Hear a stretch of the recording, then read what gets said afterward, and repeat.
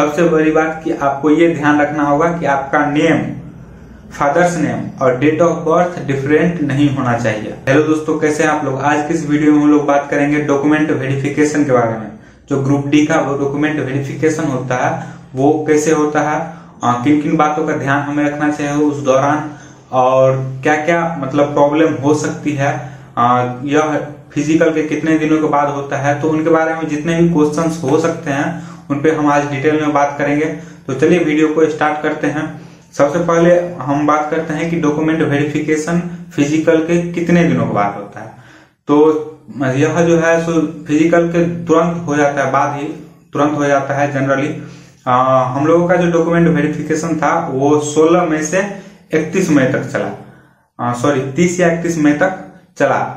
मेरा फिजिकल था वो 30 मार्च को था, तो मतलब मार्च में फिजिकल खत्म होता है, इसका अप्रैल छोड़ के मई में डॉक्यूमेंट वेरिफिकेशन स्टार्ट हो गया। तो 1 से 1.5 महीने का टाइम मिल जाता है जिसमें आप डॉक्यूमेंट्स रेडी कर सकते हैं, जो भी डॉक्यूमेंट्स जरूरी होता है। तो आप बात करते हैं हम लोगों को किन किन डॉक्यूमेंट्स का जरूरत पड़ता है डॉक्यूमेंट वेरिफिकेशन के टाइम पे। तो सबसे पहले 10th का मार्कशीट, चूंकि यह जॉब हमारा ग्रुप डी का 10th लेवल पे है, तो सबसे पहले 10th का मार्कशीट आपके पास होना जरूरी है। 10th का मार्कशीट और सर्टिफिकेट, तो ये हो गया। इसके साथ अगर आपका कोई हायर एजुकेशन डिग्री लिए हैं, जो भी है आपके पास सर्टिफिकेट, तो वो आप ऐड कर सकते हैं। आगे आपको प्रमोशन या भी कुछ में भी होने पर, कोई भी जीडीसी या एलडीसी का परीक्षा होने पर उसमें आपको काम आएगा। तो अगर कोई भी डिग्री जैसे 12th या फिर ग्रेजुएशन किए हैं या फिर कोई टेक्निकल डिग्री है, तो उसका सर्टिफिकेट साथ साथ उसका मार्कशीट दोनों आपको वहां पे दिखाना होगा और उसका जो है सो जीरोक्स सबमिट करना होगा। तो जैसे ग्रेजुएशन है तो ग्रेजुएशन का फर्स्ट पार्ट होता है, सेकंड पार्ट, थर्ड पार्ट होता है, तो वो तीनों का मार्कशीट की जरूरत नहीं है। वहां पे जो थर्ड फाइनल ईयर होता है उसका मार्कशीट और सर्टिफिकेट का जरूरत होता है। नेक्स्ट हम लोग बात करते हैं कि कास्ट सर्टिफिकेट का जरूरत होगा। अगर आप SC ST या OBC से हैं तो आपको कास्ट सर्टिफिकेट सबमिट करना होगा। OBC वाला कैंडिडेट को ध्यान देने वाली बात है कि आपका जो कास्ट सर्टिफिकेट होगा वो 6 मंथ तक का वैलिडिटी उसमें रहता है। और ये कास्ट सर्टिफिकेट हमको रेलवे का जो परफॉर्मा दिया है, क्या बोलते हैं उसके नोटिफिकेशन में, जो हमारा नोटिफिकेशन आया है CN01/2019 का नोटिफिकेशन, उसमें परफॉर्मा दिया है कास्ट सर्टिफिकेट के लिए। तो उस कास्ट सर्टिफिकेट परफॉर्मा पे हमें कास्ट सर्टिफिकेट बनवाना होता है। तो कास्ट सर्टिफिकेट कैसे बनता है उस पर हम नेक्स्ट वीडियो में बताएंगे कि OBC का जो नॉन क्रीमिलियर का कास्ट सर्टिफिकेट है वो कैसे बनेगा, क्योंकि ये थोड़ा प्रोसेस से गुजरना होता है। और यहाँ एक चीज और ध्यान देने वाली बात है कि हमारा जो कास्ट सर्टिफिकेट होगा वो सेंट्रल गवर्नमेंट का कास्ट सर्टिफिकेट बनेगा, तो इसीलिए उसमें थोड़ा प्रोसेस है, तो वो हम कभी नेक्स्ट वीडियो में बतला देंगे। तो अब आते हैं नेक्स्ट हमारा कि आपको तो हमारा रिसेंट पासपोर्ट साइज का फोटो 4-5 का जरूरत होता है, तो वो तो उसमें कोई प्रॉब्लम नहीं है, आप उसको तैयार कर सकते हैं। इसके बाद हमारा था पैन कार्ड और आधार कार्ड। पैन कार्ड और आधार कार्ड जो है सो मैंडेटरी है, आपको लाना ही होगा। तो इसीलिए आप पैन कार्ड जो है सो अप्लाई कर दीजिएगा अगर आपका पैन कार्ड अगर नहीं है तो कुछ इतना सर्टिफिकेट वहां आपको सबमिट करना पड़ता है, मतलब फोटोकॉपी वो लेगा और जो ओरिजिनल है उसको वो चेक करेगा। तो उसमें कौन कौन सा सर्टिफिकेट, सबसे पहले आपका 10th का मार्कशीट और सर्टिफिकेट। इसके बाद अगर कोई हायर एजुकेशन है, डिग्री या ग्रेजुएशन या टेक्निकल जो भी है, तो वो या 12th, तो उसका सर्टिफिकेट और मार्कशीट। इसके बाद कास्ट सर्टिफिकेट है, आप अगर SC ST या OBC से हैं, क्वालिफाई किए हैं, तो उसका कास्ट सर्टिफिकेट आपको सबमिट करना होगा रेलवे के परफॉर्मा पर, जो रेलवे का दिया हुआ है उस परफॉर्मा से बनाकर। नेक्स्ट आता है हमारा पैन कार्ड और आधार कार्ड और पासपोर्ट साइज फोटो, जो 5 या 6 जो भी आपका मांगता है वो। बस इतना सर्टिफिकेट आपको सबमिट करना पड़ता है। इसके बाद हम लोग बात करते हैं कि वो जो प्रोसेस है वो किस प्रकार का होता है। सबसे पहले ये जो हमारा डॉक्यूमेंट वेरिफिकेशन का प्रोसेस होगा वो हमारे जोन में होगा, मतलब जिस भी जोन से आप फॉर्म डाले हैं वहां पे होगा। और वहां पे कोई एक सेंटर होगा जहां पे आपको बुलाया जाएगा। जो है डेट आपको दिया रहेगा, डॉक्यूमेंट वेरिफिकेशन कुछ दिन के लिए चलता है, तो उसमें आपको जिस भी दिन के लिए बुलाएगा वहां पे उस दिन को आपको जाना पड़ेगा, उसी दिन ही जाना पड़ेगा। ये नहीं कि आप टाइम एक्सटेंड कर सकते हैं या कुछ, उस दिन आपको वहां पे जाना पड़ेगा।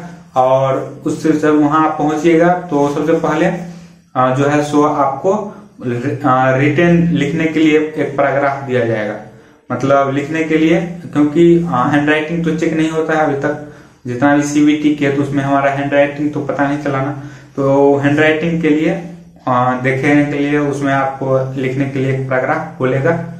इसके बाद जो है सो आप आगे के लिए भेजेगा, आगे किसी, मतलब बहुत सारा आदमी रहता है जिसके पास आपको सर्टिफिकेट लेके जाना होगा, तो नेक्स्ट टाइम जाइएगा तो आपको जो है सो यहाँ फिंगरप्रिंट, बायोमेट्रिक फिंगरप्रिंट आपको चेक करेगा, जिसमें 90% आपका जो है सो मिलना चाहिए ये फिंगरप्रिंट। तो वो कुछ कुछ आदमी को नहीं मिलता रहता है, जैसे मेरे बगल वाले जो हम लोगों का हो रहा था उसमें मेरे पीछे में जो मेरे साथ था वो उनका एक नहीं हो रहा था, तो वो एक्चुअली मतलब पानी की कमी शरीर में हो जाता है कभी कभी, तो वो सूख उड़ जाता है, तो इसीलिए नहीं हो पाता है कभी कभी। तो वो उसमें पानी डाल के कुछ देर रुकने के लिए बोलता है, इसके बाद फिर से चेक करने पर हो जाता है जनरली। अगर आप जेन्युइन पर्सन है तो आपको डरने की कोई भी ऐसी बात नहीं है। और इसके बाद आप आगे जाइएगा तो उसमें आपका जो भी डॉक्यूमेंट है वो चेक किया जाएगा कि सब पे नाम सही है कि नहीं। सबसे बड़ी बात कि आपको ये ध्यान रखना होगा कि आपका नेम, फादर्स नेम और डेट ऑफ बर्थ डिफरेंट नहीं होना चाहिए किसी भी सर्टिफिकेट पर। 10th का मार्कशीट सर्टिफिकेट और इसके बाद जितने भी आपके पास हायर एजुकेशन का सर्टिफिकेट है उस पे पैन कार्ड, आधार कार्ड या फिर जो भी या फिर कास्ट सर्टिफिकेट बनाए उसमें आपका नेम, फादर्स नेम और डेट ऑफ बर्थ डिफरेंट नहीं होना चाहिए, सब में सेम होना चाहिए। ये 3 कम से कम मैंडेटरी है कि आपका सेम होना चाहिए। और इसके बाद जो है सो एक चीज और ध्यान रखना है कि आप जो आपका जो सिग्नेचर वहां पे करवाएगा वो जो आप एप्लीकेशन के टाइम में सिग्नेचर किए हैं वही आपको सिग्नेचर वहां पे करना होगा।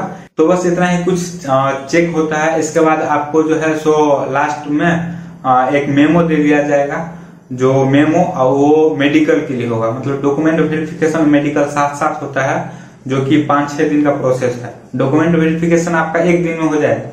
इसके बाद जो नेक्स्ट मेडिकल के लिए आपको एक मेमो दे दिया जाएगा और वो आपको किसी भी रेलवे हॉस्पिटल, मतलब किसी भी नहीं, वो आपको बोल देगा कि इस रेलवे हॉस्पिटल में आप चले जाइए। जो रेलवे हॉस्पिटल हर डिवीजन में होता है, मतलब एक तो जोन हो गया, जोन के अंदर आता है डिवीजन, तो उस डिवीजन में रेलवे हॉस्पिटल होता है जहां पे आपको भेज दिया जाएगा। तो आप वहां पे जाइएगा नेक्स्ट डे।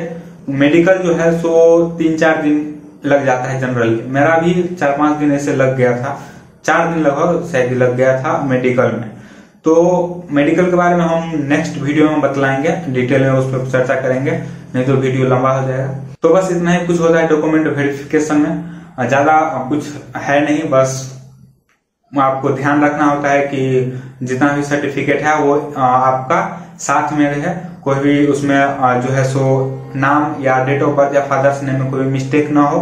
और सब जितना भी सर्टिफिकेट, खासकर आपको ये ध्यान रखना, अगर कास्ट सर्टिफिकेट तो होना चाहिए सही। अगर आप SC/ST या OBC से क्वालिफाई हैं तो कास्ट सर्टिफिकेट, इसका 10th का मार्कशीट और सर्टिफिकेट सही होना चाहिए, इसका पैन कार्ड, आधार कार्ड, इतना आपको सही होना चाहिए। अगर हायर एजुकेशन आप बाद में भी सबमिट कर सकते हैं, उसके लिए कोई ऐसा इशू नहीं है। तो बस इतना कुछ बतलाना था ये डॉक्यूमेंट वेरिफिकेशन का प्रोसेस के बारे में। नेक्स्ट मैं मेडिकल का बना दूंगा, जिसमें मैं डिटेल में जो भी चर्चा मैं अपना एक्सपीरियंस शेयर कर दूंगा।